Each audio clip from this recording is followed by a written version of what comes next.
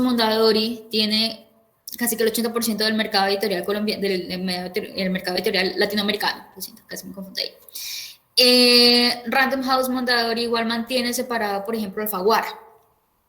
Y Alfaguara sigue pensándose como una editorial que se enfoca mucho en el descubrimiento de nuevo talento literario. Entonces, si ustedes ven una obra nueva que esté avalada por Alfaguara, por ejemplo, ustedes podrán pensar que se tratará de una obra que va a ser apta para lectura. Sin embargo, igual siempre hay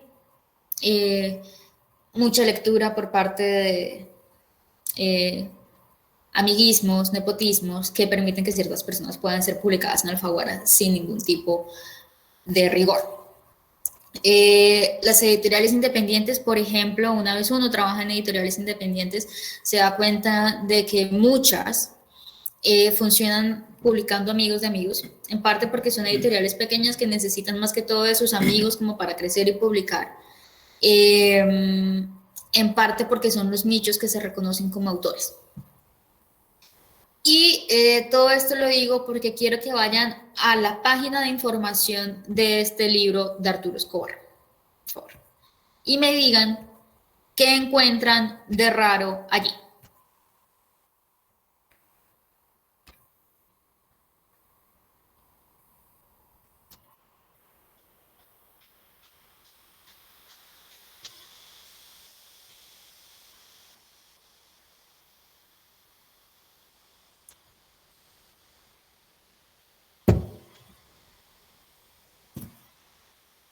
¿Qué encuentran de raro en la página de información de este libro? La página de información es la página en la que están los datos de la editorial, el lugar en el que se publicaron. El correo. ¿Dime? No sé, profesora, hay un correo y que el perro y la rana edición. Exacto. La editorial es El Perro y la Rana. Por lo general, no sé si ustedes saben que hay editoriales que además se han enfocado en publicar conocimiento de ciencias sociales. Entonces tenemos principalmente dos. Fondo de Cultura Económica, en sus publicaciones tanto de Argentina, México como de Bogotá, y Siglo XXI Editores para acá, para Colombia, por ejemplo. Son dos editoriales que básicamente están publicando conocimiento relevante en ciencias sociales, que están publicando constantemente autores recientes, y pues básicamente si uno quiere encontrar cualquier cosa de ciencias sociales, particularmente sociología, basta revisar lo que tenga en oferta el Fondo de Cultura Económica. Allá habrá o el texto original o una traducción del texto o un texto interpretativo de esos textos, ¿sí? Esta editorial, sin embargo, Arturo Escobar, les comento, es colombiana. Esta publicación fue hecha en Venezuela. Y no sé si, como tú bien recuerdas en el correo, ¿qué tipo de correo es el de la publicación?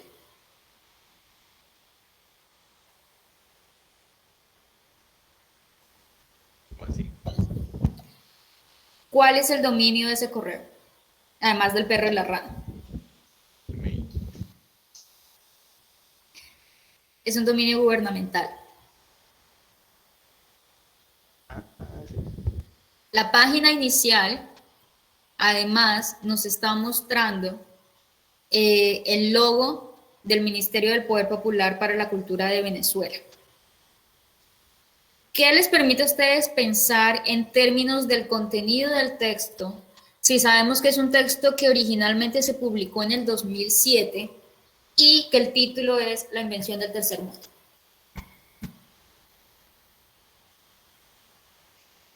¿Qué les anticipa a ustedes como lectores?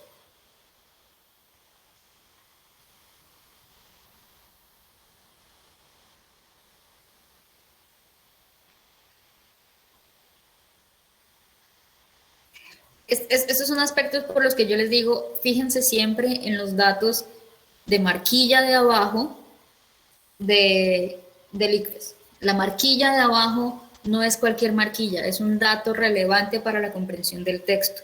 Esto es un dato relevante para meterse en el texto, para comprender el texto y para saber por qué es posible que hoy estemos hablando de la invención del tercer mundo de Arturo Escobar.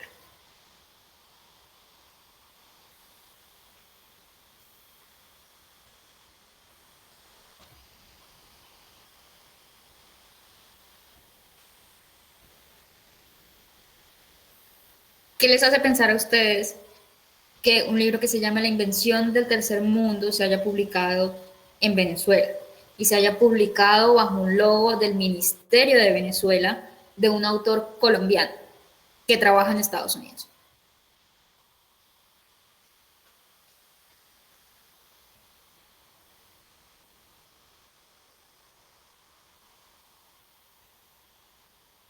¿Nada? ¿Ninguno?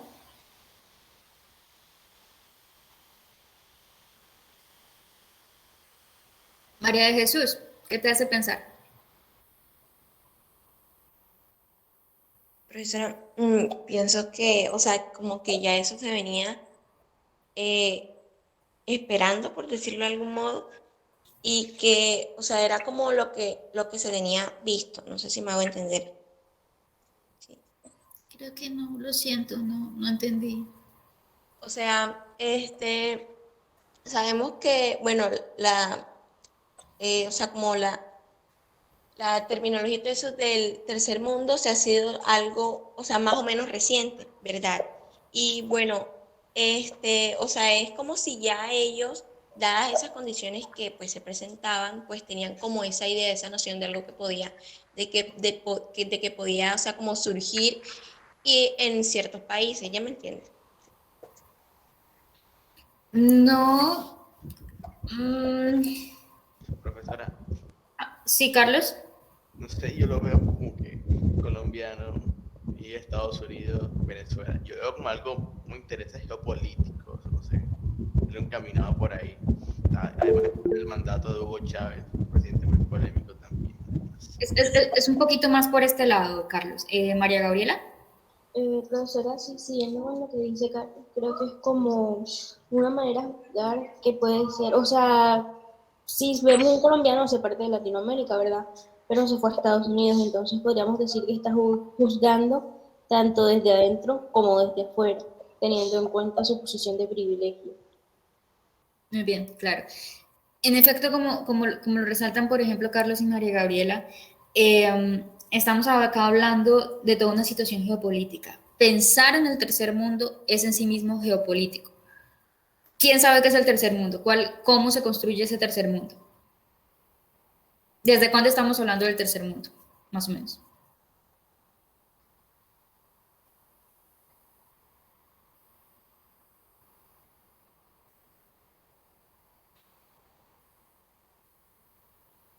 ¿Alguien sabe por qué llegamos a hablar del tercer mundo por lo general? O sea, es una categoría para meter a aquellos países que no, por así decirlo, no van parte del primero y del segundo, sería como países con ingresos bajos, países en vías de desarrollo, incluyendo América Latina, Asia, algunos países de África. Sí, posteriormente el tercer mundo será equiparado a países en desarrollo. Ahorita el término que se permite usar, que es políticamente correcto, es país en desarrollo, no subdesarrollado, no del tercer mundo, no en vías de desarrollo, porque igual en vías indica un proceso. Por lo general se habla de un país en desarrollo desde los estudios postcoloniales y desde los estudios postdesarrollo. Se evita por completo el uso del término desarrollo más allá del título mismo de la disciplina. Eh, en general se habla de un tercer mundo porque después de la Segunda Guerra Mundial y del establecimiento definitivo de la Unión Soviética se habla de un primer mundo que es el país desde el primer mundo, desde el que se va a considerar el primer mundo, se consideró un primer mundo a los aliados, a las potencias europeas y a Estados Unidos y norteamericanas, lo siento, como primer mundo. El segundo mundo es la Unión Soviética y todo lo que haga parte del bloque soviético. El tercer mundo serán los países que no estén en ninguno de esos. Y dentro de esos, el países del tercer mundo será Latinoamérica. Será todo Latinoamérica y pues Colombia será uno de ellos. Es importante saber quién está publicando, cómo está publicando y con quién está publicando, porque nos va a decir qué se permitirá y cuál va a ser el tono de discusión del texto. Arturo Escobar es uno de los académicos colombianos más reconocidos. es alguien altamente respetado en Estados Unidos. No solo en Estados Unidos, sino en el mundo, haciendo parte de discusiones como las que hace Guartel Miñolo y Chomsky, del que creo que probablemente ustedes sí han escuchado hablar, que muy desde la lógica de la deconstrucción de los conceptos está buscando proponer nuevas alternativas, no solo de hablar, sino de proponer y pensar las políticas públicas. Resulta que él es colombiano, se esperaría que sus primeras publicaciones o sus principales sitios de publicación fueran colombianos. No fue así. Se esperaría que si no estuviera escribiendo tal vez en inglés, estuviera publicando en la universidad en la que él trabaja. No es así. De no ser por ello, entonces estaría publicando en alguna de las 12 editoriales que yo les dije, latinoamericanas, que están hablando sobre ciencias sociales. Este es un tema que publica el Fondo de Cultura Económica. El Fondo de Cultura Económica publica los artículos de Miñolo. Entonces, ¿qué hace alguien que habla específicamente sobre esto? También habla sobre esto. Entonces, ¿por qué no puede publicar él en Estados Unidos, en la universidad en la que trabaja? ¿Por qué no publica en Colombia, el país del que es y en el que probablemente conozca más personas en el mundo editorial? ¿Por qué no publica en el Fondo de Cultura Económica o en Siglo XXI Editores? Entonces, ¿y por qué está publicando en Venezuela durante el mandato de Hugo Chávez? Si no estoy mal, creo que todavía estaba vivo. O incluso de Maduro.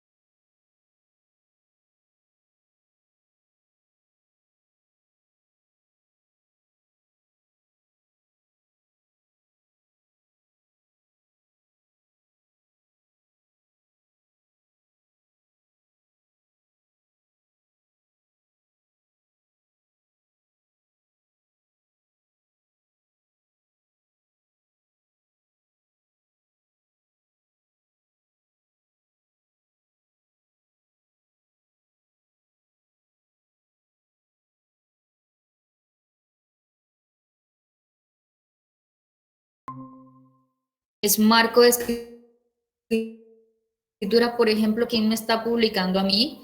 Eso es, por ejemplo, muy claro en Fernando Vallejo. ¿Saben quién es Fernando Vallejo?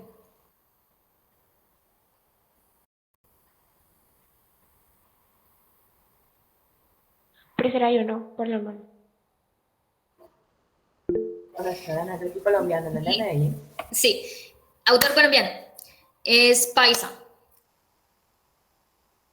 Escribió La Virgen de los Sicarios. Es una muy buena obra, por favor, léanla. Se considera autoexiliado en México. Vive desde hace mucho tiempo en México. Considera que el país en el que mejor puede vivir es México. Y odia rotundamente a Colombia y todo lo que tiene que ver con el gobierno colombiano, particularmente si se trata de un gobierno de derecha.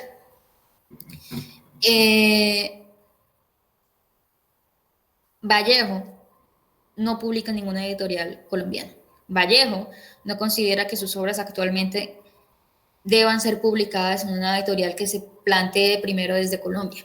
A pesar de que publica con Random House Mondadori, nunca verían ustedes a Vallejo, por ejemplo, en una editorial independiente colombiana. ¿Sí? Mucho más probablemente lo encuentre en una editorial independiente mexicana. Pero nunca en una colombiana. ¿Por qué? Porque él ha excluido dentro de su forma de publicación a Colombia como país de publicación. Lo ha excluido él, porque no lo considera un sitio, un entorno de publicación para él. Por ejemplo, Khaled Hosseini, que es un autor afgano, que su primera lengua es, creo que su dialecto es Pashto. Él no escribe en su idioma natal, sino que escribe en inglés.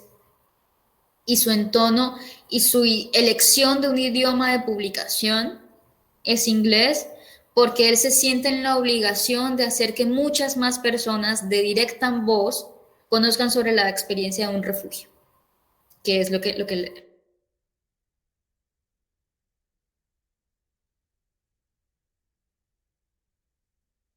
escogen publicar, y con quién publican es algo relevante en términos de comprender la intención de un autor, de hacer esa comprensión lectora. Por eso les repito, la información al final que les da el ICFES no es cualquier información que ustedes puedan pasar por alto, es una información sumamente relevante. Y en este caso, por ejemplo, estamos hablando de la invención del tercer mundo. ¿Qué nos hace pensar el título cuando estamos hablando del tercer mundo? Nos está diciendo que el tercer mundo es una ficción, fue en un momento inventado. Nos está recordando que las palabras y las formas en las que las palabras nos configuran el mundo, recordemos un poco lo que estábamos viendo la vez pasada con Nietzsche, y es que ese conocimiento falso que nosotros... no era con ustedes, era con Desi. Bueno, de Nietzsche tenemos que no existe un conocimiento, que esa realidad que estamos viendo ha sido configurada a partir de las palabras. Creo que esto sí lo vimos con ustedes en el quiz. Esa realidad que ha sido configurada a partir de las palabras, esa verdad que tenemos desde el lenguaje ha sido creada, es artificial, no es 100% fiel y obedece más que todo a los intereses sociales. Esa es la línea de giro lingüístico en la que estamos continuando un poco acá, no citando a Nietzsche, es el pensamiento significativo del signo lingüístico en el que no necesitamos citar a Nietzsche, no necesitamos saber qué es lo que está diciéndole específicamente en sobre verdad y mentira en sentido extramoral, sino que simplemente estamos parados en, oigan, las palabras no nos están diciendo a nosotros que el mundo es así como tal. Las palabras no nos están configurando una realidad o una cosa en sí alcanzable. Las palabras son engañosas, las palabras pueden ser mentirosas. Y en este caso, Arturo Escobar nos está diciendo, esta palabra no solo es engañosa, esta palabra es peligrosa por todo lo que ha cometido. Y cuando estamos hablando del tercer mundo, sabemos que el tercer mundo no se llama a sí mismo tercer mundo, no se ha considerado a sí mismo el tercer mundo, sino que el tercer mundo ha sido creado por parte de un primer mundo, tanto como nuestros entornos han sido creados como respuesta de un periodo de conquista, ese que ahora va a ser considerado el primer mundo, y nosotros hemos sido creados a partir de ellos. Entonces, tiene sentido que esta publicación en la que vamos a estar criticando a ese primer mundo, del que los Estados Unidos es la máxima forma de representación, tiene sentido que cuando yo esté criticando entonces a ese primer mundo por habernos inventado, yo esté publicando desde Venezuela, y no desde Colombia, y no desde México, y mucho menos desde mi universidad americana cuando soy yo un latino. Si yo fuera europeo o fuera estadounidense, probablemente la universidad de Estados Unidos me publique. Pero como yo soy latino, mi universidad británica, gringa o europea no me va a publicar algo en lo que yo de suyo estoy criticándolos. ¿Sí es claro esto? Ese tipo de preguntas son las que uno se hace cuando está haciendo comprensión lectora, ¿sí? No son discusiones porque sí, son discusiones porque nos permiten a nosotros saber cuál es el tono. Y un poco esta confianza en el gobierno venezolano que me va a permitir criticar va a dar razón de la introducción y con cómo abrimos en la introducción. Entonces, si quieren, vamos a la página... a la página 19. Chelsea, por favor, ayúdanos leyendo. Yo te indico hasta cuándo.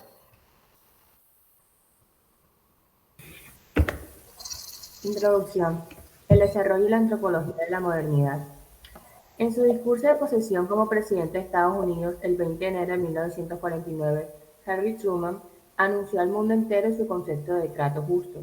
Un componente esencial del concepto era su llamado a Estados Unidos y al mundo para resolver los problemas de las áreas subdesarrolladas del globo.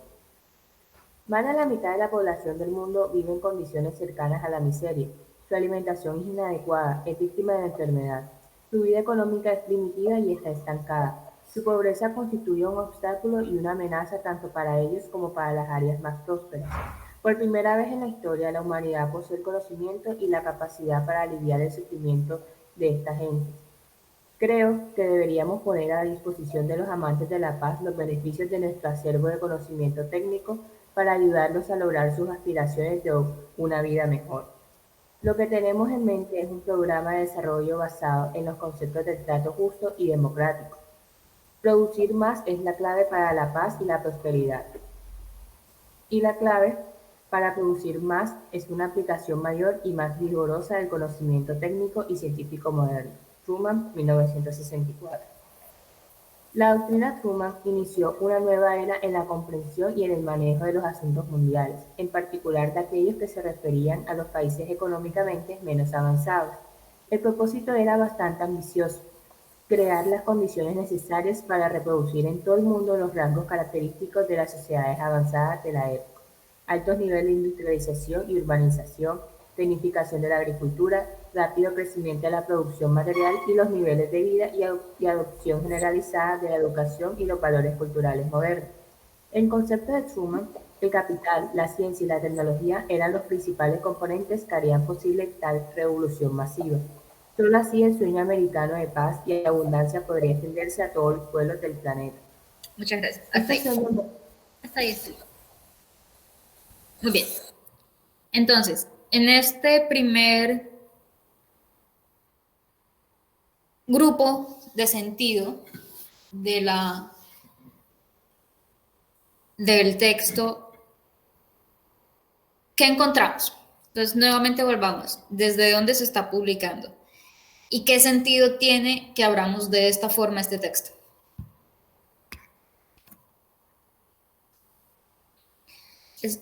Estamos haciendo esto, les voy a explicar un poco por qué lo estamos haciendo, porque puede parecerles un poco salido de foco cuando pues estamos preparándonos para el ICFES.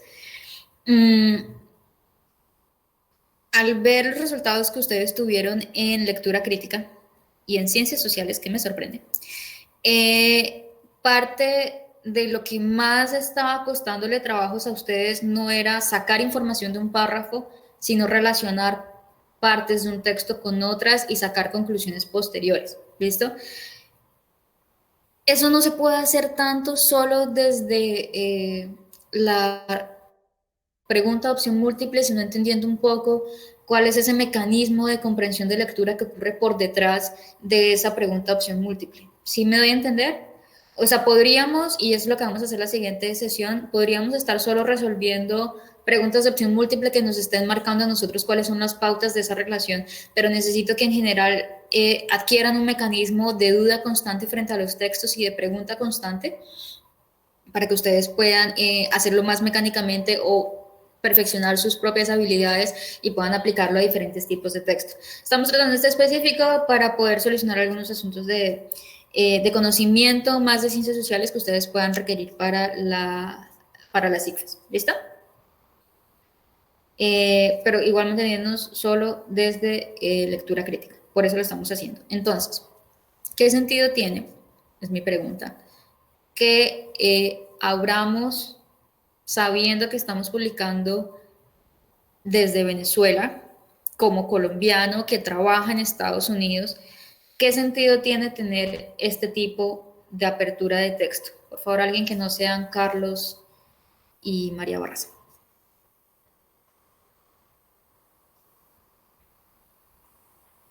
¿Puedes repetir la pregunta, por favor? ¿Qué sentido tiene? ¿Cuál es la característica? Empezamos entonces por otro lado. ¿Cuál es la característica de este inicio? ¿Qué es lo que más resalta de este inicio, Elkin?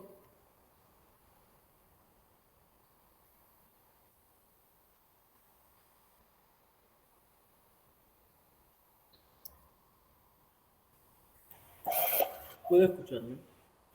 Sí. Bien. No sé, siento que, o sea, la manera en que se están presentando las cosas del texto, pues, se presentan de manera más rápida que otras veces que hemos leído. Todo va, por decir, todo va apareciendo rápidamente. El método de cómo van presentando las cosas que vamos a leer. Al Muy menos bien. lo sentí. En efecto, las cosas aparecen rápido. Aparecen rápido porque esto es una introducción. Entonces recuerden cuáles son las características de la introducción en general en cualquier tipo de texto. Una introducción me va a querer mostrar la mayor cantidad de información esperada posible en la menor cantidad de párrafos. Entonces quiero decirles rápidamente más o menos de qué vamos a tratar a lo largo de todo el texto. ¿Cuál es otra característica específica de este primer campo de sentido, de estos primeros, yo considero que es un párrafo con una cita intentada? ¿Cuál es la característica de este primer grupo de sentido? Profesora, no podemos decir que, o sea, comenzaba como que con un discurso en general que es el presidente Truman en Estados Unidos. Muy bien. Abrimos citando a un gringo.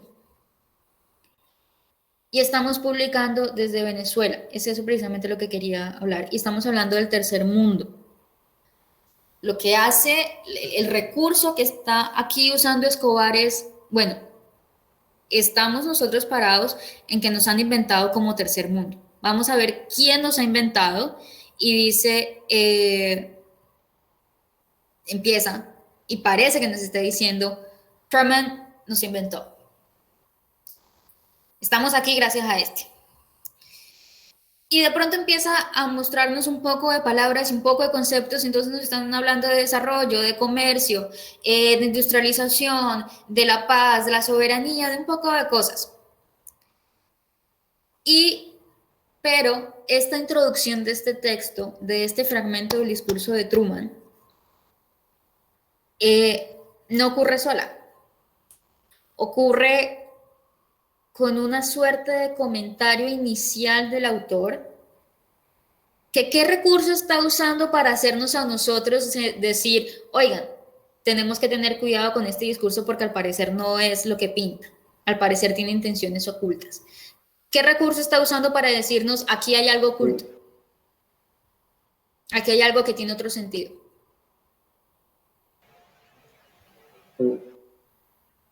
Pues bueno, serían como ese uso de las comillas, trato justo y eso.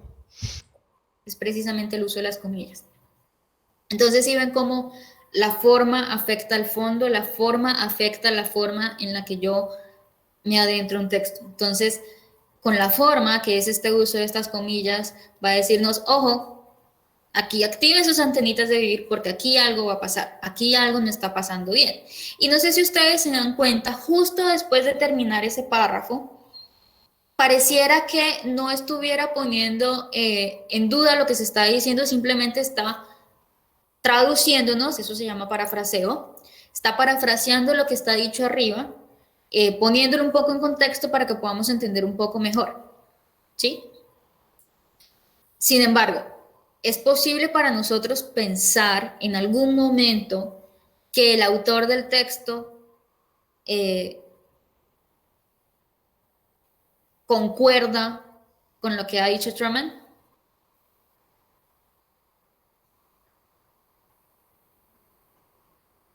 ¿Podemos pensar que el autor está de acuerdo con el presidente de los Estados Unidos? No. No. ¿Y por qué en ningún momento podemos llegar a pensar que él está de acuerdo?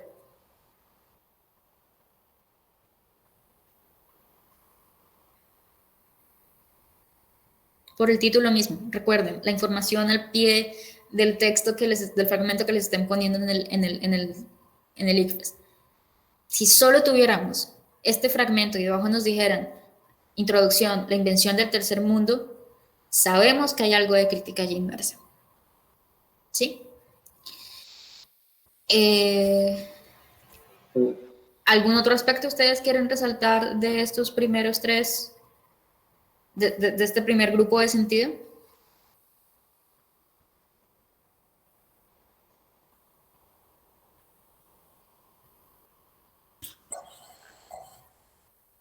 Profesora, yo creo que en este primer grupo, no sé si vaya por ahí, pero uno ve que el presidente lo que propone es algo como que muy bonito y todo eso, a los países en vía de desarrollo, países de tercer mundo, pero uno al ver ya lo que Estados Unidos ha hecho a lo largo de la historia, por lo menos ayudando a estos países en vía de desarrollo, una vez que Estados Unidos, por así decirlo, se mete a la cocina, es muy difícil sacarlo, como poniendo aquí el caso de Colombia, e incluso si en un principio se quería ayudar, después que Estados Unidos sale de dicho país, casi que lo deja hasta peor que antes como ellos entraron.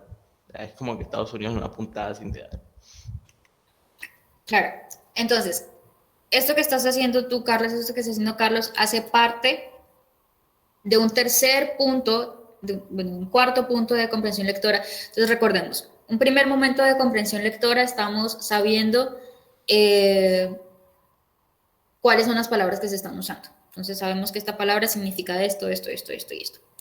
En un segundo momento, entendemos la idea general de lo que se está diciendo. En un tercer momento, relacionamos las ideas entre párrafos.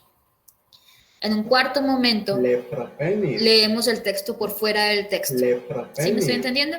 Entonces leemos el texto tanto en su relación con otros textos como en su relación con otros contextos y otras historias. Entonces, por ejemplo, si estamos leyendo Afuera crece un mundo de Ibarra, que es un texto reciente, no podemos sino relacionarlo con otro texto que es La María de Jorge Isaacs, porque precisamente la historia de la que nos está narrando Ibarra en Afuera crece un mundo es la historia de la princesa africana que es esclava en la hacienda Escobar, en la hacienda de Efraín. Sí. Si estamos leyendo sobre desarrollo y estamos leyendo sobre esto, nos queda a nosotros verificar entonces este discurso que fue dicho en el 46, qué nos está diciendo y qué tan real ha sido con respecto a la historia que nosotros estamos viviendo. Y al comprender esa historia que nosotros estamos viviendo y al comprender la historia que hemos visto, nosotros sabemos que ese discurso solamente es bonito en la redacción, pero de suyo esconde otros intereses y esconde otras formas de moverse, incluso cuando se está hablando de paz. Por ejemplo, en Afganistán, después de la ocupación soviética, la OTAN favoreció la creación de talibanes, apoyó talibanes, armó talibanes, con tal de ofrecer lucha contra los soviéticos. Y una vez se fueron los soviéticos y los talibanes llegaron a poder, se dieron cuenta de que eran mucho más poderosos que ellos. Y recientemente la OTAN empezó a pelear con los talibanes y hay lucha con los talibanes. Al punto que recientemente, hasta ahorita, por ejemplo, se está pensando en que la OTAN salga de Afganistán. Pero esa entrada inicial fue una entrada por la paz, por buscar una nueva estabilidad en Afganistán. Y lo único que ha hecho es generar una guerra en Medio Oriente que se ha extendido a otros países y que ha generado diferentes olas migratorias. Entonces, es algo que ocurre tanto en nuestro país como en otros países y es una dinámica que se reproduce y al saber esa historia podemos pensar, bueno, este texto entonces puesto en contexto no es tan bello como aparenta. Aquí ya es cuando algo que nosotros denominamos desde los estudios culturales la peligrosidad del concepto, la peligrosidad del discurso, y es cuando algo bello oculta otros intereses por detrás. ¿Tienen ustedes tal vez ejemplos de algo bello que pareciera esconder situaciones problemáticas por detrás? En su día a día, en la política colombiana.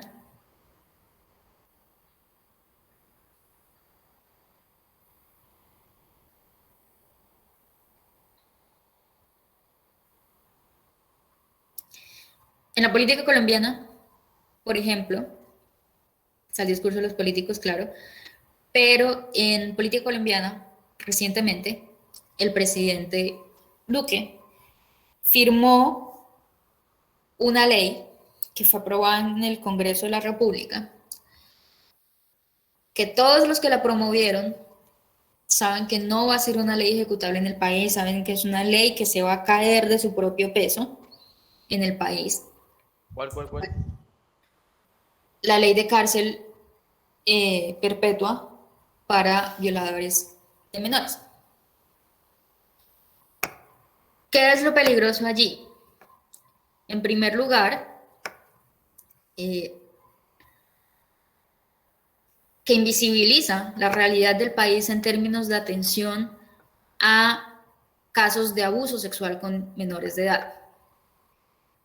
En el país, primero, que algún adulto le crea a un niño que está siendo víctima de abuso sexual es difícil. Que en la misma casa se crea. Dos, es difícil que incluso que cuando el niño no lo cuente, las personas encargadas de su cuidado anticipen o vean rasgos de violencia sexual que puedan estar siendo ejercidos sobre ellos. Los niños, como ustedes saben, gritan cuando están siendo víctimas de abuso. Muchas veces los mandan a hacer silencio. Entonces, contando con que no todas las personas que han sido abusadas sexualmente como menores logran contarlo, aquellas que logran llegar a ser denunciadas no necesariamente logran la captura del agresor. Mucho menos si dicho agresor hace parte de la élite colombiana. Hay una periodista muy conocida que ha llevado por años la denuncia de la violación sistemática que su esposo hacía sobre su hija. Su esposo es un importante empresario del país y como dicho esposo, a pesar de tener una denuncia ante la fiscalía, a través de sus abogados, tiene todavía derecho a ver cada semana a su hija, sin presencia de policía ni de la madre, a pesar de tener una denuncia por violencia sexual hacia su hija. Tenemos eso.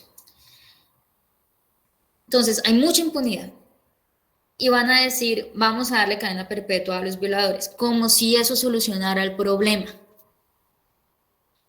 Van a apresar a 5 o 4 personas pobres por lo general, pero en general no van a solucionar el problema de abuso sexual hacia menores, porque no es un problema de cárcel, es un problema social, no es un problema de monstruos, es un problema social. Entonces, ¿qué hace esto? Generar que muchas personas se monten en la lógica de, ay, sí, vamos a defender a los niños, cuando en realidad no están procesando que ese mismo agresor puede ser alguien que también esté diciendo, vamos a proteger a los niños. Porque muchas veces se disfraza de alguien interesado en cuidar a los niños la persona que ha abusado sexualmente. Que espero que no haya en este salón. Y si hay, por favor, denuncien. Si no saben cómo hacerlo, pueden escribirme, pueden escribir a algún adulto de este colegio buscando ayuda. Es en serio. No es la solución, entonces, la cadena perpetua. Sin embargo, sectores conservadores saben que promover este tipo de actos legislativos son relevantes para conseguir votos. Sectores conservadores que odian la figura de la Corte Constitucional y la Corte Suprema de Justicia, que son unos grandes órganos de control. A pesar de los escándalos que puedan tener con Pretel, la verdad, en este momento en Colombia, gran parte del orden establecido está por la intervención de la Corte Suprema de Justicia y por la Corte Constitucional. Y resulta que hay sectores del conservadurismo y sobre todo del uribismo que quieren deslegitimar a la Corte Suprema de Justicia. Y esta jugada, al parecer, es fundamental para hacer ver a la Corte Suprema de Justicia como una que está por fuera de los intereses sociales. porque la Corte Suprema, la Corte Constitucional va a decir, esto no es constitucional, esto no puede ser aplicado. Entonces, los mismos sectores del conservadurismo y el presidente Duque y con él el uribismo van a tener con qué decir, vean lo que hace la Corte Constitucional, no debemos confiar en ella y podríamos pensar en una supresión de la división de las Cortes, que es algo que ya Uribe ha propuesto en varios momentos. Entonces, ahí es donde el peligro se esconde, cuando algo que parece ser muy bello en realidad está ocultando una situación muy densa y muy peligrosa.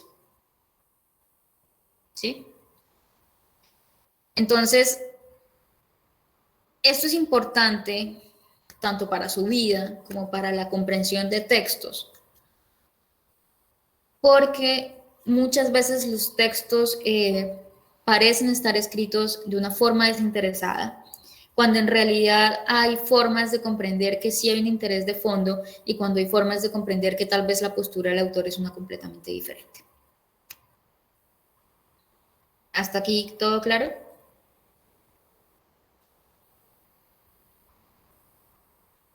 Sí. Listo. Todo esto para decirles que entonces no hay inocencia, en este caso, en el discurso de Truman, o es la postura de Arturo Escobar la que nos permite pensar en que no hay inocencia en el discurso de Truman. ¿Sí? Entonces, la postura de Escobar diciéndonos no confiemos. Otra persona, por ejemplo, cualquier presidente de Colombia, independientemente de quién sea, pero sobre todo, por ejemplo, el presidente de Colombia después de los 50, sobre todo Andrés Pastrana, por ejemplo, van a prevenir que uno entienda algo más de la inocencia del discurso en esto que han dicho. Y entonces esto nos lleva a los intereses del discurso. Un discurso no es solo lo que dice un presidente en un momento, como su gran discurso inaugural. Un discurso es cualquier cosa que diga una persona y que lo plantee en el mundo.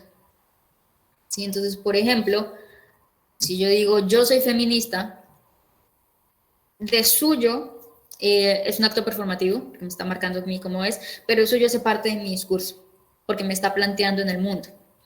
Y ese discurso va a ser interpretado por diferentes personas según su propia postura en el mundo.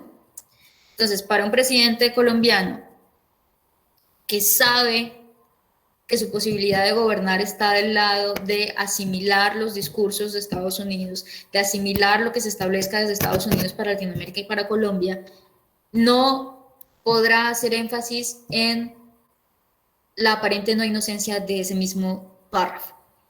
¿Sí? Porque desde su postura está obligado a pensar como tal. Por eso también es importante recordar que Arturo Escobar es una persona nacida en Colombia, que no hace parte del gobierno y que es profesor en Estados Unidos y que está publicando desde Venezuela. ¿Sí? Como todo hace parte de un círculo de contenido semántico, de contenido de publicación y del sentido de lo que se está diciendo.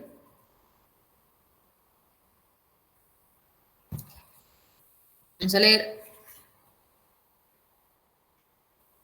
un párrafo más.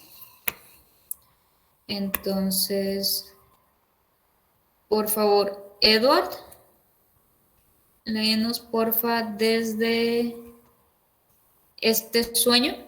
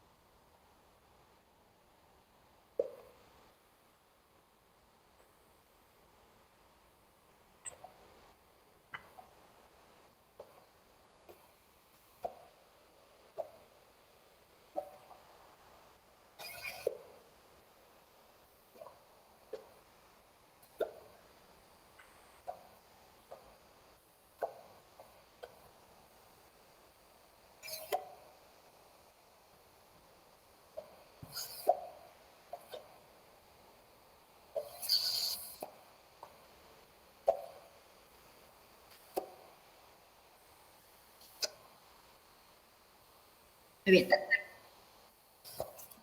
Hasta ahí, muy bien, gracias. Entonces,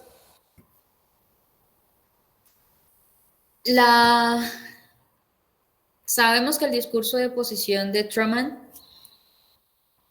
habla de un trato justo y fue hecho en 1949. En 1951 nos estaban ampliando un poco más esta mirada.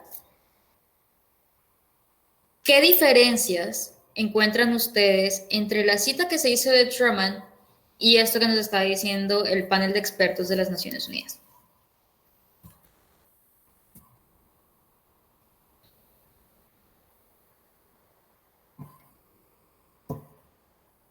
De pronto que el discurso de Truman, como decía, como lo de la igualdad, el trato justo y eso, pero acá dice que ese progreso no se va a lograr sin ajustes dolorosos y si no están dispuestos a pagar el precio necesario.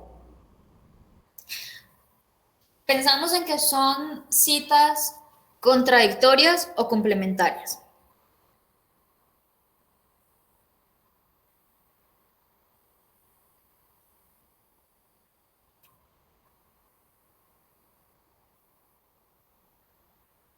Dice Carlos, Truman lo camufla. Ellos lo dicen explícito. Profe, yo creo que tiene un poquito de los dos, porque en lo de Truman y lo de las Naciones Unidas, creo que debe haber un costo, por así decirlo, llegar a ese desarrollo, pero Truman lo pone como un poquito más, como que en términos más, bueno, así como dice Marta, complementaria, en términos más como que para que las personas como que le siguieran el hilo. En cambio ya las Naciones Unidas ya como que lo ponen más explícitos, que tienen que renunciar a esto y esto, desintegrar ciertas instituciones antiguas y todo eso. Entonces yo lo veo de ese modo. Muy bien. Marta nos dice que Marta cree que son complementarias. Y es aquí donde también tenemos que tener cuidado. ¿Son complementarias? Sí, Marta, tienes razón, son complementarias. Pero son complementarias porque el texto así lo ha marcado como complementario. ¿Sí? Porque, y en efecto, lo que está logrando Escobar es decirnos, este es el discurso inicial, este es el discurso inaugural, pero vean cómo dentro de las mismas organizaciones de primer mundo, como dentro de las mismas organizaciones multilaterales creadas después del fin de la Segunda Guerra Mundial, cómo ellas mismas nos van a decir que este escenario bello, idílico, que va a ocurrir y que todos vamos a ser felices y va a ser por la paz del mundo, en realidad tiene un coste sobre la vida, sobre la estabilidad de las personas, sobre su propia subsistencia y sobre la subsistencia de diferentes culturas, va a tener un coste grande sobre esas personas y va a ser doloroso para esas personas. Y no estamos hablando de la incomodidad de levántate 2 horas más temprano para irte más temprano al trabajo y madrugar y que a la madrugada es la ayuda. No. Va a ser costes de vidas, va a ser costes de personas que van a perder sus trabajos, van a tener que vivir en la indigencia con tal de que otras personas se enriquezcan y con tal de que el desarrollo económico se logre. Porque ustedes saben, los países pueden crecer económicamente, puede haber crecimiento económico en un país mientras se aumenta la brecha de la desigualdad, mientras aumenta la pobreza, mientras aumentan todos los niveles de indigencia, mientras aumenta la desnutrición. Si lo dudan, Colombia es ese caso. Colombia durante los últimos 10 años ha crecido económicamente, lo que ha permitido que haya más inversión extranjera, pero en términos de indicadores sociales, Colombia cada vez va peor, cada vez la pobreza multidimensional es mayor, no se están solucionando problemas de desnutrición. Algunos están mejorando, pero no todos, sino los que más importan, la desigualdad aumenta, ¿sí? Entonces, es ese tipo de incomodidad, es ese tipo de suprimir castas. Entonces, no solamente estamos hablando de suprimir lo que nosotros consideramos como discriminación dentro de las castas, sino de suprimir patrones culturales.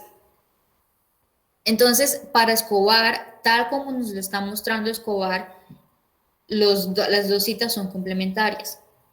Porque mientras una nos está diciendo cómo vamos a enmascarar esta idea, la otra nos está diciendo cómo en realidad vamos a ejecutar esta idea. Entonces, por eso son complementarias. Sacadas de contexto y leídas casi que por aparte podrían ser contradictorias, pero en este caso, para el funcionamiento dentro del texto, son complementarias. Si es clara esa diferencia, si es claro cómo se están articulando estos dos textos, si es claro cómo el texto mismo nos está llevando a esta articulación entre ideas. Sí, profesora. Sí, Prisciliana. Muy bien, entonces con eso terminamos. Voy a pasar lista.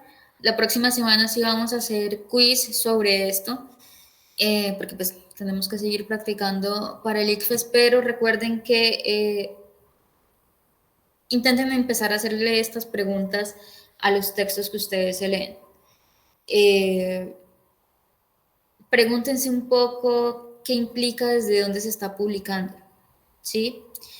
Incluso, por ejemplo, en el Quijote, ¿qué implica que la dedicatoria del Quijote sea al rey? Cuando la reina Juana estaba viva.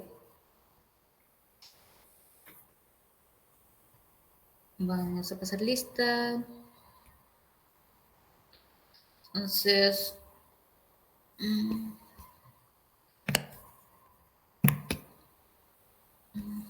María, Presente. está Chelsea, Presente.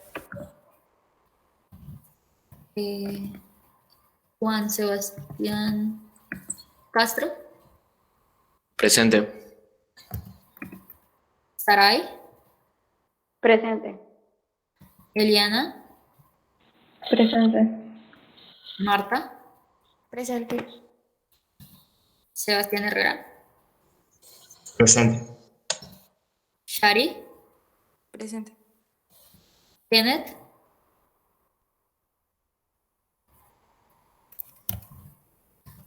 Juan Sebastián Mendoza, Presente. Nicole Sharik,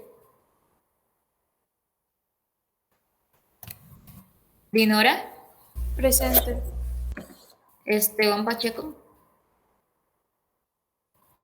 Presente. Adriana Padilla. Sí, Adriana era yo.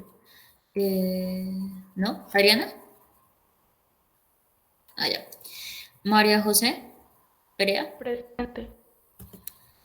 Valeria Pérez. Presente. María Puliese. Presente. Freider Ramírez. Presente. Ashley. Presente.